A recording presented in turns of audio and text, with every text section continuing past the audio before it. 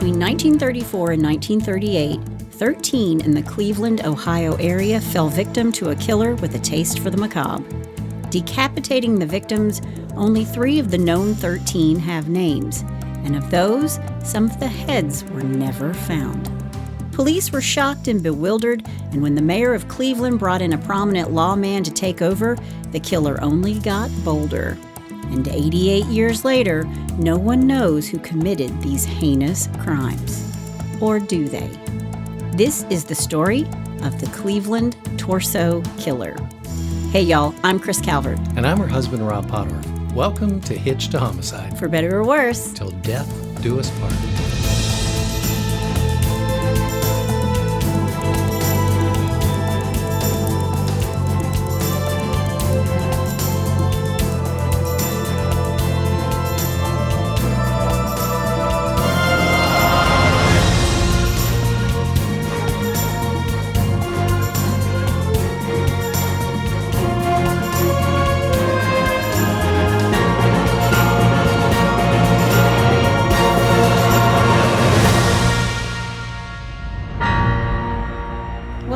Everybody. Yes. Benvenuto, benvenuto, benvenuto. And a little spaghetti. Sorry. And a side of marinara. There you go. A little Italian for you. And once again. Ciao, ciao. Yeah, don't comment on my accents because I'm horrible. Well, wherever you're listening and whatever language, you're only listening to it in the language of English. I don't know why I would say whatever language you're listening in. Sometimes we speak English here. Yeah. We try anyway. Yeah, I'm good at Pig Latin. Yeah, be sure to like, rate, and review wherever you are listening. That helps other people to find us. And if you haven't joined the In-Laws and Outlaws, our closed Facebook group, Yep. just head over to Facebook. It's a lot of fun. Put in Hitched to Homicide, In-Laws and Outlaws. We have a lot of wacky people in there. I love our wacky people. I know, me too. I love our big family in there. Yep. So as I was putting together this case, it's like no heads, no hands. This is really not that body parts are interesting, but this case is super old, unsolved. I don't like to do unsolved cases, but I thought this one there's a little twist to this, and I thought that it was, you deserved it. Made for the movies. Needed to be talked about. Yeah. I'm going to get right into it. Okay. Before we get started, let me thank some sources: Cleveland.com, Mental Floss, Wikipedia, Tumblr, BuzzFeed, The Big Book of Serial Killers by Jack Rosewood and Rebecca Lowe. I love that book. It's Actually, a page turner. Yeah, you've used that one before too. There's volume 1 and volume 2. That's crazy. All right, well, let's do it. This is a very Jack the Ripper-esque case. It's mutilated bodies, unsolved murder, and theories on who the killer might have been. So let me set the stage for you. It's 1935 in Cleveland, and the Great Depression is in full swing. At the time, Cleveland was the 5th largest city in the United States. In 1935? It was, Wow. but it was also considered the most dangerous. Oh, wow. Yeah. I had no idea. Cleveland is home to the famous Cuyahoga County Fair. In Cleveland in 1929, the Cleveland National Air Race took place. People gathered to watch aviation celebrities like Amelia Earhart in the sky. Wow. Also in 1935, Jesse Owens, in a single day at Ohio State University, broke 3 world records and matched the world record for the 100-yard dash. And for those who didn't lose everything in the stock market crash, the Ohio Theater Supper Club, complete with Art Deco flair, dazzled their guests with live jazz. There you go, baby. Jazz. That's jazz, baby. But in other parts of town, like the neighborhood of Kingsbury Run, or in particular the east area of Kingsbury Run, there aren't any swanky jazz clubs. There were bars, there were gambling dens, there were brothels, and there were vagrants. Okay. Kingsbury Run is a prehistoric riverbed that runs from East 90th Street and Kingsman Road to the Cuyahoga River. If you're not familiar with Cleveland, Ohio, the Cuyahoga River divides the east and west sides of Cleveland. It's about 80 miles wide and twists and turns, emptying into Lake Erie. And the Mohawk Indians called it Cuyahoga, and it's thought that meant Crooked River, and the Seneca Indians called it Cuyahoga, or place of the jawbone. The train and rapid transit tracks still run through the run, and bordered on the north by Woodland Avenue and on the south by Broadway Avenue, Kingsbury Run was a dark, dreary, and dangerous place in the 1930s. The dispossessed of the Great Depression lived in appalling conditions. Trash and filth were everywhere. These people were mostly transients, and they often rode the rails to escape the brutal Cleveland winters or just to keep on moving. The area just to the east of the run was known as the Roaring Third or Hobo Jungle, and is home to bars, brothels, flop houses, and gambling dens. So bars to drown your misery, gambling halls to try to change your luck, and brothels because you got to have sex, I guess. There you go. And you know what? A little detail. Do you know what hobo stands for? I do. I can't remember now. Homeward bound. That's it. Yeah. Yeah. I knew that. Homeward bound. Hobo. Yeah. Yeah, they were homeward bound. So all the people catching the rails, just hopping on to get wherever they're going, they had those homeward bound camps. So that's what a hobo is. Now, some say there are 12 victims. Some say 13. I'm going to go with 13 because the way the first victim is found just seems to fit with this serial killer's MO. Okay. And here's how our story begins. September 5th, 1935, an unidentified woman in her 30s is found on the shores of Lake Erie. And I say woman, but the only body part found was the lower half of her torso, thighs still attached. She's amputated at the knees. A subsequent search rounded up an arm and a hand. She has no head. Wow. Her skin is leathery, and it's very red, as if it's been preserved by a chemical of some sort. This will be Jane Doe number 1. Okay. September 23rd, 1935, two teenage boys happen upon what's left of 28-year-old Edward Anthony Andrassi at the foot of Jackass Hill in the area of Kingsbury Run near East 49th and Praha Avenue. I'm more interested. Jackass Hill, Jackass baby. Hill. Jackass Hill. Can you imagine having that for your address? Where do you live? I live at Jackass Hill. 1738 Jackass Hill. Yeah. I wonder if it's still Jackass Hill. I don't know. But my thought is there were probably mules on that hill. Oh, yeah. Well, that's where it came from. Yeah. This is, 1930, what was it? 5. Yeah, 1935. So, Yeah. I don't think they use jackass as a derogatory term then. Well, but Jackass Hill is actually where Kingsbury Dead ends. Okay. And Edward worked as a hospital orderly. Edward's head is discovered buried near the rest of his body. He'd been decapitated, and his genitals have been removed, or to put it nicely, he was emasculated. Ouch. He is naked except for his feet. He has on socks. Edward was born on September 3rd in 1906 in Cleveland. I read that he worked at this hospital, but he eventually turned to petty crime, too. He was known as a regular around the Roaring Third. His naked body was drained of blood, and Edward also had rope burns on his wrists. So they drained his blood? Yes, there's no blood in this body. Wow. It was estimated that he'd been dead for 2 or 3 days. Edward had an arrest record and was rumored to be gay. He was a frequent visitor to the Roaring Third. That's how they identify him, by the way, is by his fingerprints. That's how they know it's him. All right. They also have a head. He has a head. Right. Nearby, about 30 feet away, victim number 3 is lying, also decapitated, but he has not been emasculated, only castrated. So emasculated, it's the whole kit and caboodle, and castrated, they took the caboodle and left the kit. That's the best way I can put it for you. I'll accept that. Okay. This is John Doe number 1. He's about 40 years old and has the same red leathery skin as Jane Doe number 1, like a chemical preservative. Wow. 4 months pass. Then somewhere between January 26th and February 7th, 1936, victim number 4 is murdered. Her name is Florence Polillo. Her body is found by a woman in downtown Cleveland near the Hart Manufacturing Building on East 20th Street. She'd been dismembered, her body parts neatly wrapped up in newspaper and stuffed inside half-bushel baskets.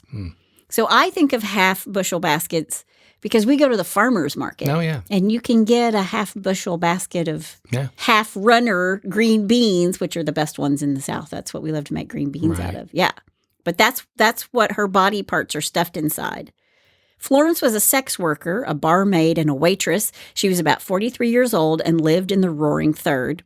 Florence's head is never found, and authorities estimated that she'd been dead for 2 to 4 days. Here's the kicker. Even though her head is never going to be found, the autopsy report stated that the cause of death was a slit throat, but it was questioned if it was a homicide because her head was never found. And I wrote in my notes, what do they think happened? If it walks like a duck and it talks like a duck, it's probably a duck. Yeah, I was kind of confused. They ID her through her fingerprinting. Okay, all right. 3 months later, on June 5th, 1936, 2 young boys happen upon John Doe number 2. He is also called the Tattooed Man. It's believed he was killed around June 2nd. His head is found near the East 55th Bridge inside a pair of trousers. His body is discovered the next day in front of the Nickel Plate Railroad Police Building. He had 6 tattoos, hence the moniker, the Tattooed Man. Okay. And the autopsy report stated that the body was drained of blood and that his head was severed while he was still alive. Oh, ooh. How do they know that? I knew you were going to ask that question. Especially back in 1935. Come on. I don't know if they knew for sure. Yeah. I know that it's easier to decapitate a living person than it is to decapitate a dead body. And that would be because Your skin is more pliable and you've got blood coursing through it. And yeah, you've got actual tissue. If a body is dead and rigor mortis sets in, it's harder to I don't want to say hack up a body, but it's harder to cut a body. Right. But not only is this person killing, he's getting pretty ballsy with where he's leaving the bodies. And this is a person who has skills. Is he a butcher? Yeah. Is he a doctor? Right. Draining the blood and Right. Yeah. 5 weeks later, July 22nd, 1936, an unidentified 40-year-old man is found in the Big Creek area west of Cleveland. He's victim number 6. He's found by a teenage girl while she's walking through the woods. He's another John Doe. It's thought that his murder actually took place in May of 1936 and that the body was 2 months old. They find him in the woods near Clinton Road. It's thought that he too was dismembered while he was still alive. Okay. His head is recovered. However, the advanced state of decay of the body made it impossible to get any fingerprints. He was decomposed and unrecognizable at that point, but there was blood on the ground where the body was found, and that suggested that the body was murdered at that site. Got it. There was also a pile of bloody clothing found nearby. He wasn't dumped there like the other bodies, and searches through missing persons reports were unsuccessful. This unidentified male body is the only known West Side victim. He's John Doe number 3. Okay. Then September 10th, 1963, a transient man actually trips over 2 halves of a male torso and his lower legs while trying to hop a train at East 37th Street in Kingsbury Run. Gee. The body was severed between the 3rd and 4th cervical vertebrae, as well as between the 3rd and 4th lumbar vertebrae. His kidneys and stomach were cut out, and he had his penis and scrotum removed. He's been emasculated. He's found in Kingsbury Run near the train tracks. The official cause of death, decapitation, but they will never find the head, nor will they ID this man. He becomes John Doe number 4. The coroner reported that the decapitation of the head was, quote, confident, end quote. This is a person who knows what they're doing, and they're capable of chopping off a head in one clean stroke. Wow. Which is pretty impressive because the swift decapitation of a living person requires a powerful, accurate action and a sharp, heavy blade. Yeah. It famously took 3 strikes to sever the head of Mary Queen of Scots in 1587. I didn't know that. 3. Oh, I read one about a French guy who got hacked and they picked him up and put him back on the chopping block and hacked at him again 7 times until his head came off. Wow. So this is somebody who has a heavy blade, a sharp, heavy blade, and they're very accurate with what they're doing. And they're powerful. Yeah. But this killer is obviously knowledgeable in human anatomy. The fire and rescue squad dragged the water in the creek in Kingsbury Run looking for more parts to this body, but nothing. The authorities believed that John Doe 4 had been killed about 2 days before. So 7 dead bodies, no clue as to who is committing the murders, and the newspapers are all over this, covering it all the time, murder and sex sell papers.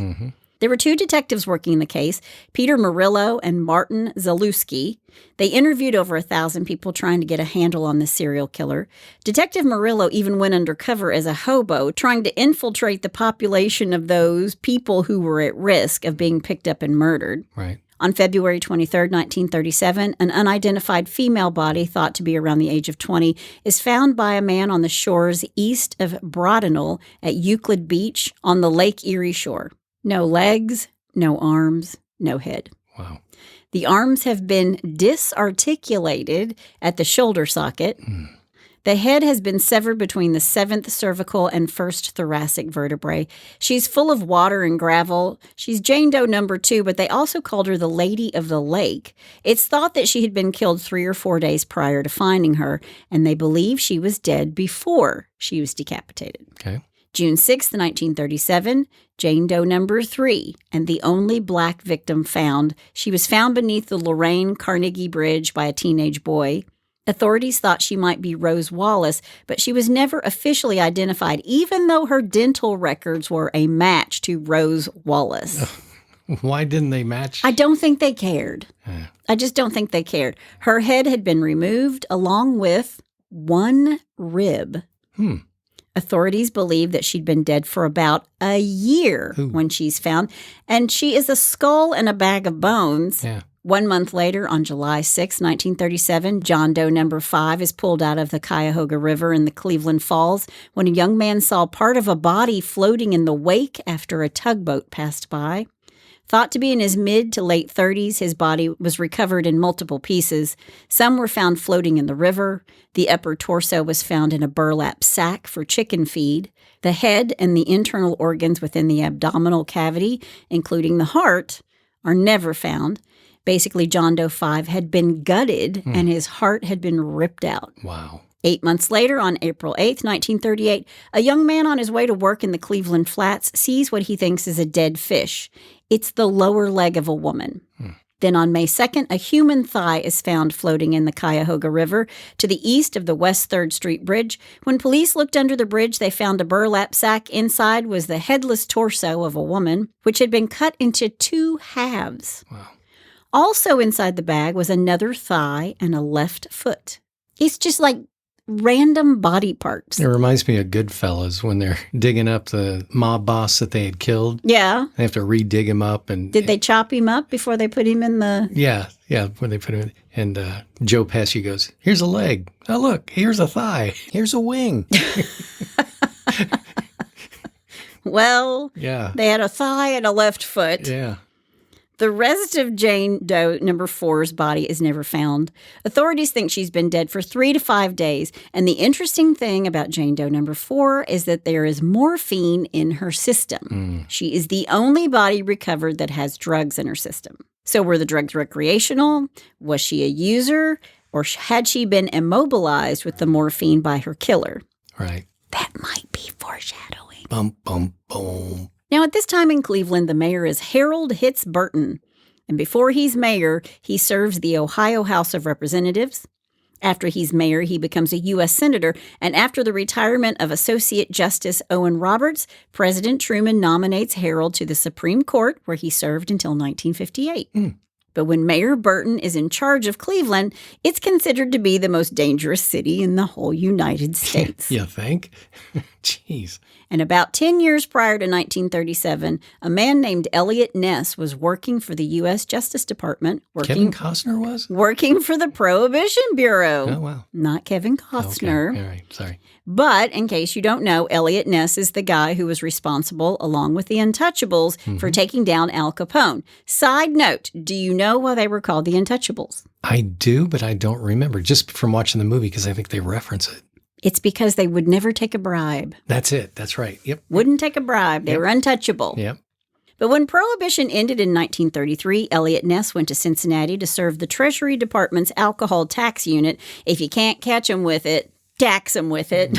Yep. Then he was transferred to Cleveland, where he did the same thing.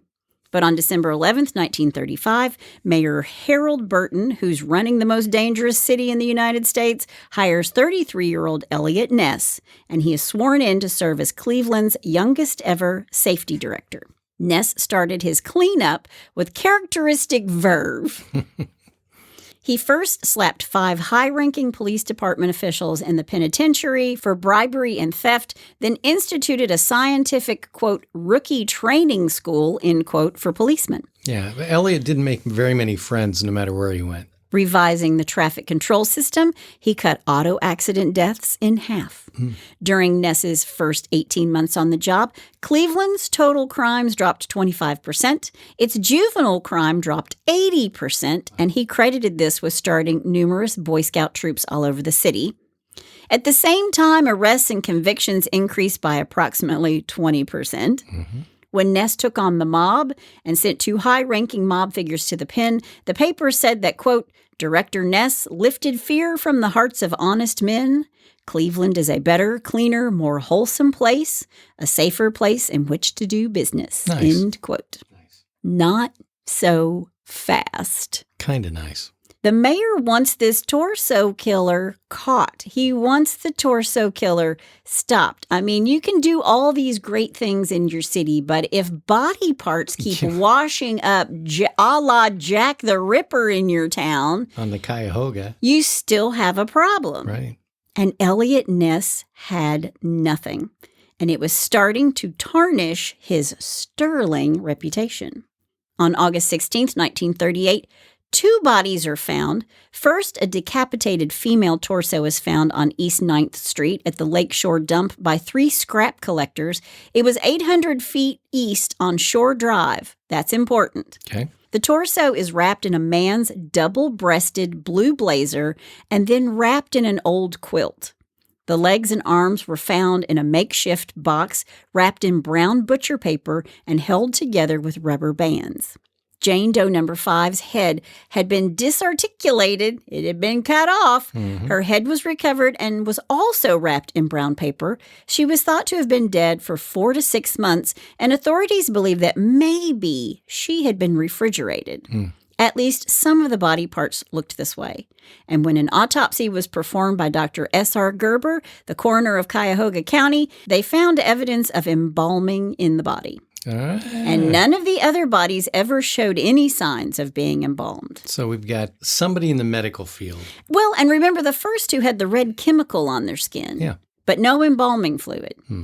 Now, while looking for more body parts of Jane Doe No. 5, they find another body. John Doe No. 6 is just 11 feet away. His body was discovered on the lakefront. His head, too, was severed from his body, disarticulated at the 3rd cervical vertebrae, and he had knife marks on the 2nd and 3rd cervical vertebrae. His arms and legs were all cut at the major joints. He'd been dead for 7 to 9 months. At least that was the estimation. And I read where the coroner ruled the cause of death as undetermined, although he noted it was probably a homicide. Probably? This is no boat accident. You know what that's from? I don't. Okay, well, if you know it, post it on the in-laws. Oh, I think I know. I won't say. Okay. Now, these 2 bodies are really close together in proximity, and I told you to remember Shore Drive.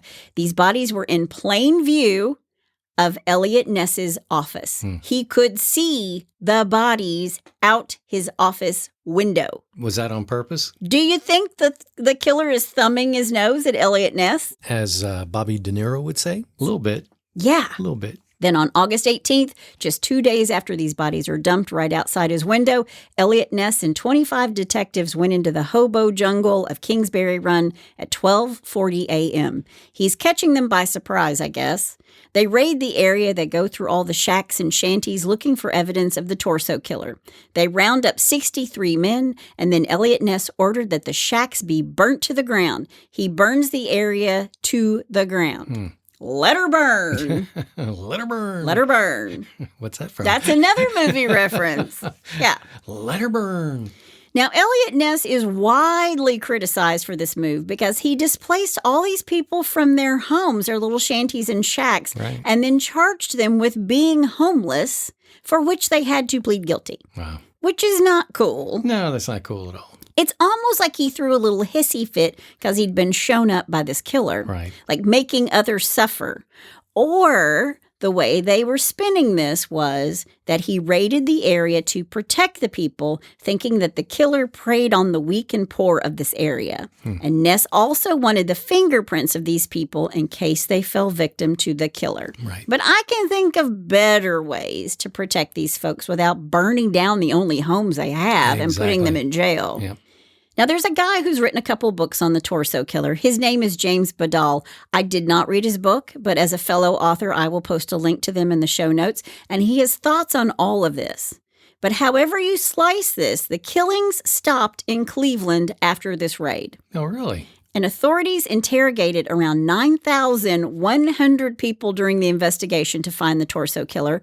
Though the case became the biggest police investigation in Cleveland history, many were investigated and 1,000 crimes were solved from the dedicated police investigations. So they interviewed all these people looking for the torso killer, and they found other criminals, and 1,000 crimes were solved. Okay. There were only two main suspects of the torso murders: Frank Dolezal and Francis E. Sweeney. On August 24th, 1939, a Cleveland resident named Frank Dolezal, who's 52, who had at one point lived with Francis Polillo and also had connections to Edward Andrassy and Rose Wallace. They all hung out at the same bar together as Frank. And Frank is arrested by the county sheriff as a suspect in Florence's murder. What proof did they have? They have zero proof except that he would hang out with them. They all knew each other. He knew them. That's what they had. So guilt by association. Yes. And he confessed to killing Florence in self-defense, and then he recanted his confession. He took it all back because he had essentially been beaten until he confessed to her murder. Oh, wow. He suffered 6 broken ribs during his interrogation. Frank will later die under suspicious circumstances a month later in August of 1939 in the Cuyahoga County Jail. He was found dead in his cell of an apparent suicide. He hung himself, but the suspicious part was that he hung himself from a hook that was 5 feet 7 inches from the ground. And Frank was 5'8". Frank Dolezal has been posthumously exonerated of the involvement in the torso slayings, but not until 2010. I'm sure he's glad about that. Yeah. His suicide is absolutely possible, but it seems, based on the other facts, very improbable. Right. Willie Johnson was an African-American male who was once a suspect. He'd been identified by a waitress while he was disposing of a body. He had links to 2 of the victims, Rose Wilson and Florence Polillo. Willie Johnson was not officially tried for the torso murders. However, he was tried for a different murder, and he was sent to the electric chair in March of 1944. Oh, wow. Finally, the person most people think is the torso killer, Dr. Francis E. Sweeney. That makes sense. Born May 5th, 1894, Sweeney was a veteran of World War I who was part of a medical unit that conducted amputations in the field. After the war, Sweeney became an alcoholic due to pathological anxiety and depression derived from his wartime experiences. He has PTSD. Yeah. Also, Dr. Sweeney was gassed in combat, which resulted in nerve damage. In May 1938, Dr. Sweeney was interviewed by Eliot Ness personally. Before the interrogation, Sweeney was detained, and he was found to be so intoxicated that he was held in a hotel room, the Old Cleveland Hotel. I read that Eliot Ness kept Dr. Sweeney there for 2 weeks. Oh, wow. It took 3 days for Dr. Sweeney to get sober enough to be questioned about anything. Jeez. At this time, there were no Miranda rights, but taking Dr. Sweeney to a hotel for 2 weeks was not the norm with any suspect that's being questioned. Yeah. And Eliot Ness was bending the rules. He was bending them until they almost snapped. Right. During the interrogation, Dr. Sweeney is given 2 polygraph tests by Leonard Keeler, the inventor of the polygraph machine, straight from the horse's mouth, the guy who invented it. And Dr. Sweeney, quote, failed to pass, end quote, 2 very early polygraph machine tests. And I wrote in my margin, failed to pass. He just failed, man. He flunked. Yeah. He failed. You don't fail to pass. Right, right. But Leonard Keeler tells Elliot Ness, quote, "That's your man. I might as well throw my machine out the window if I say anything different," end quote. And then I also wrote in the margin, Leonard could turn a phrase. I mean, this is the same guy who said he failed to pass. Right. I just should throw my machine out. This is your guy. Now, Elliot Ness apparently felt that there was little chance of obtaining a successful prosecution of the doctor, especially as he was the first cousin of one of Elliot Ness's political opponents, Congressman Martin L. Sweeney, who had hounded Ness publicly about his failure to catch the killer. So was this the reason that the polygraph results were never made public, or was it because he took Dr. Sweeney to a hotel for 2 weeks, sobered him up, and interrogated him? You know, Right. There's a lot of moving parts and there's a lot of mitigating factors there. But it didn't matter because there wasn't enough to charge Dr. Sweeney with anything. It was all circumstantial evidence. So Dr. Francis Sweeney is released. Now, here's where it gets interesting. It's after Dr. Sweeney is released that the final 2 bodies are found just outside Elliot Ness's window. Yep. Coincidence? Yeah, exactly. Shortly after the final 2 bodies are found, Dr. Sweeney committed himself to a mental institution. There were no more leads or connections that police could assign to him as a possible suspect. From his hospital confinement, Sweeney sent threatening postcards and harassed Elliot Ness and his family well into the 1950s. Wow. I've seen pictures of some of them. One included an article titled "The Handbook for Poisoners" and said, quote, "Has your coffee been bitter lately? Better read the Handbook for Poisoners." Oh, geez. End quote. Wow. On the other side, it's addressed to Elliot Ness and says, F.E. Sweeney, M.D., paranoidal nemesis, the better half of legal exaction. Then it says, will up you on your one day, ? Regards to Slap Hap McCord, end quote. Gee. The rantings of a madman. Yeah. He's like a Sweeney Todd.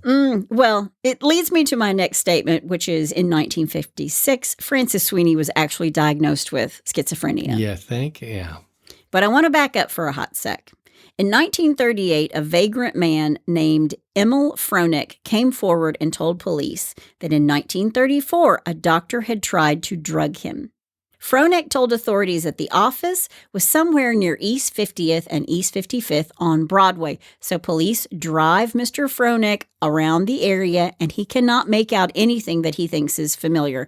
And it didn't look like there was a medical office on this road at all. Right. So back in 1938, his story is thought to be irrelevant. It's just like the rantings of this hobo, whatever. He got picked up, whatever. But 70 years later, crime writer James Badal says that Dr. Francis Sweeney practiced medicine out of a nondescript building at the corner of Broadway and Pershing Avenue. And this building matches where Mr. Fronek said he was drugged by a doctor. Gotcha. So could the murders have taken place in this medical office hidden away on Broadway? Yeah. And if so, what happened to all that blood? Because a doctor's office isn't equipped to drain the blood from an entire person. Right. Maybe surgery could be performed, but draining an entire body of blood, because the typical human has 1 to 1.5 gallons of blood coursing through their veins. Right. And plus, they found embalming fluid, too. On the one, Yeah. right. Yeah. Well, David Cowles, who is the leader of the Scientific Identification Bureau, Mr. Cowles thinks Dr. Sweeney might have had a side agreement with an undertaker in a funeral home to practice surgery on unclaimed bodies. It all sounds a little bit Dr. Frankenstein, right? Yeah. Actually, I was thinking that earlier. I thought, is he with a morgue that he's taking these bodies and doing this stuff too? Yeah. And, Very Dr. Frankenstein. yeah, big time. Okay. That's Frankenstein. So a funeral home is a place where you could drain the bodies of blood. And directly next door to Dr. Sweeney's office, there was a funeral home. One that had a ramp behind the building. Okay. Very shady. Yeah. Shady. Very convenient. And the medical office in the funeral home is not far from where the victims are found. So did he troll bars and streets looking for victims and then take them back to his office and then to the funeral home where he took them apart? I mean, how did he do it without getting caught? Right.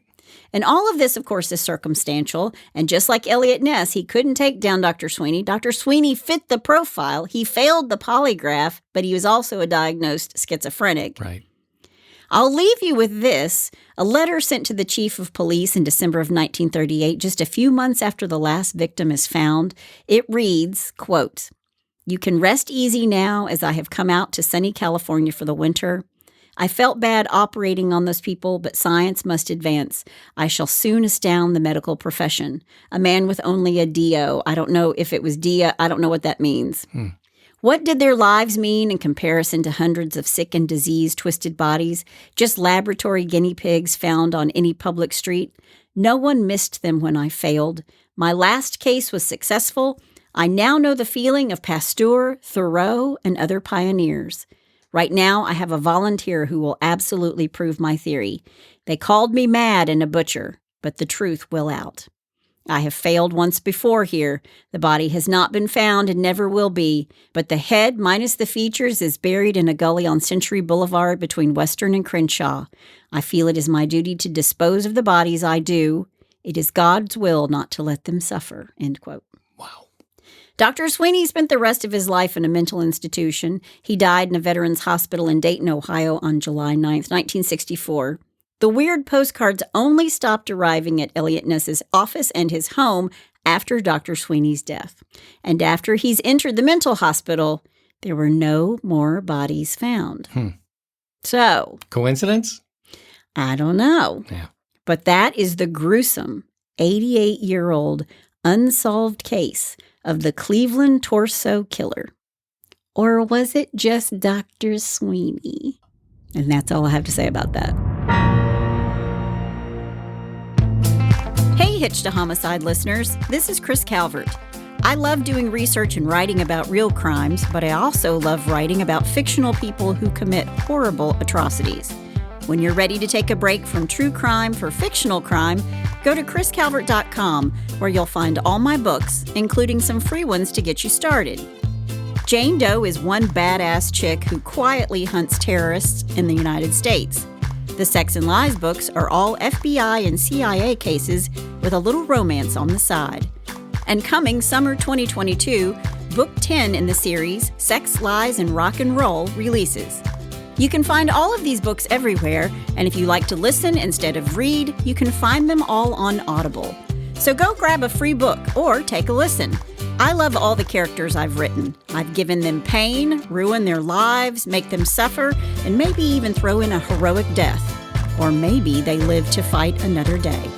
Check it all out at KRISCalvert.com, and thanks for being a listener of Hitched to Homicide.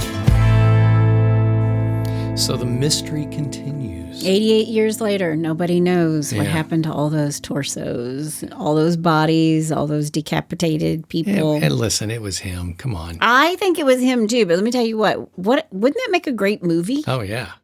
Jeez. And maybe there is one out there and I just don't know about it. But yeah, it was so incredibly gruesome. Yeah. Yeah. Okay. Well, let's lighten it up. I'm ready. Do a little bless your heart.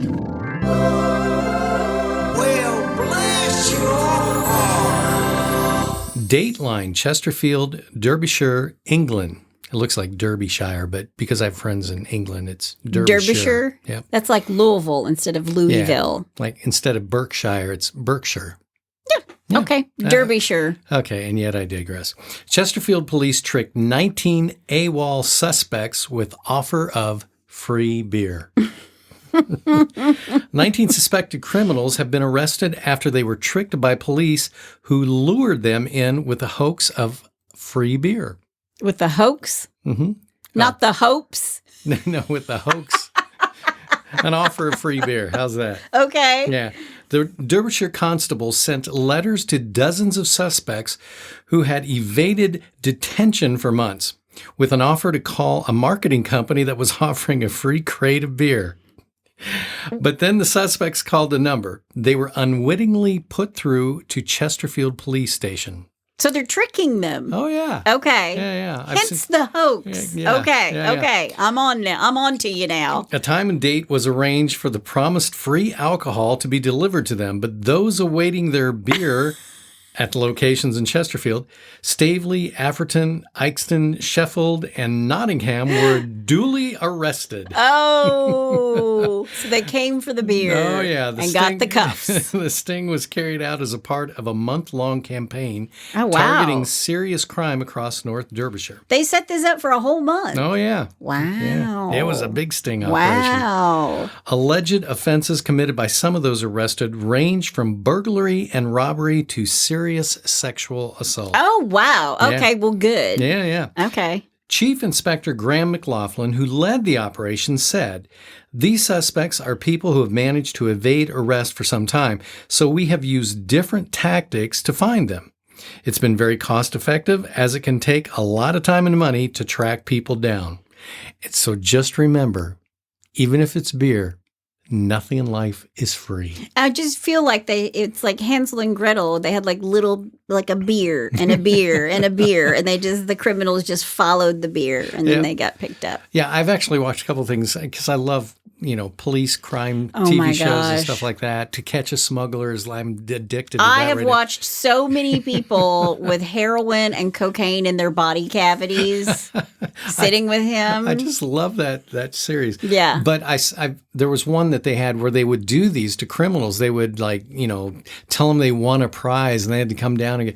And these guys are just coming down there. Hey, I want a free TV. Where is it? Sorry, you're busted. Yep. Gotta love it. So anyway, bless their heart. Bless his heart. He gave up his life for a crate of beer. There you go. For the great beer hoax. A little Guinness. Not the great beer hoax. No hopes there. Well, if you have a bless your heart, you can send it to KRIS at Hitch to Homicide, or you can go to the little pull down menu and fill out a form and send it to us. You can also suggest a case. Yeah. I've got a whole list of them. I'm going to get on one next week. Please. I will do it. Okay. We're so glad you joined us again this week. That's my handsome husband over there. That's my beautiful blonde bride right over there. We'll see you next time on Hitch to Homicide. Bye, y'all.